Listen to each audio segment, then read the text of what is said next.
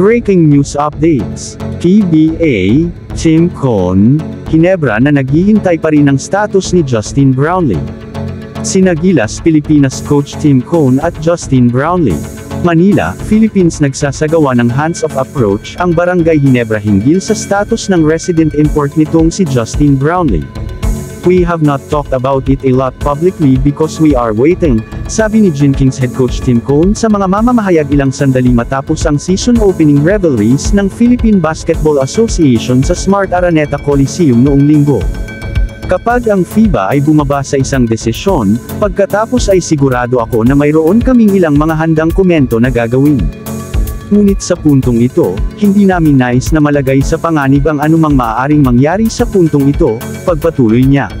Pansamantalang sinuspinde si Brownlee ng International Testing Agency dahil sa pagkabigo sa doping test na isinagawa noong Hangzhou Asian Games. Ang naturalized Filipino, na siyang pangunahing sandata ng Gilas Pilipinas noong kampanyang iyon na kalaunan ay nagbunga ng gintong medalya, ay na-flag para sa isang ipinagbabawal na substance sa ilalim ng mga panuntunan ng World Anti-Doping Agency.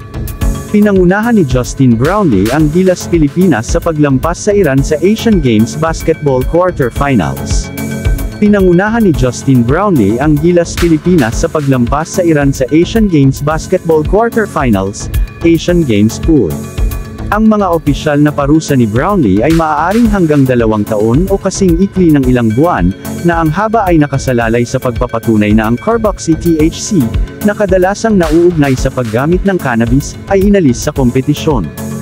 Ang Barangay Ginebra ay ang defending champion ng PBA Commissioner's Cup at mula noon ay tinangkilap na bilang stand-in import ang dating import ng Meralco na si Tony Bishop Jr. I was informed that we were gonna get some kind of ruling just last week pero walang bumaba. So I'm not sure where it's gonna go at this point, sabi ni Cone tungkol sa status ni Brownlee. Naghihintay pa rin kaming marinig.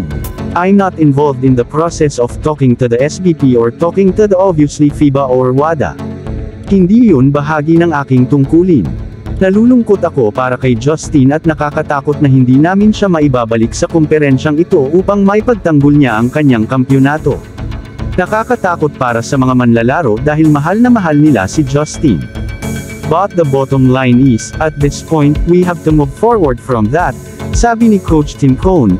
Ang Barangay Ginebra ay ang defending champion ng PBA Commissioner's Cup at mula noon ay tinangkilap na bilang stand-in import ang dating import ng Meralco na si Tony Bishop Jr.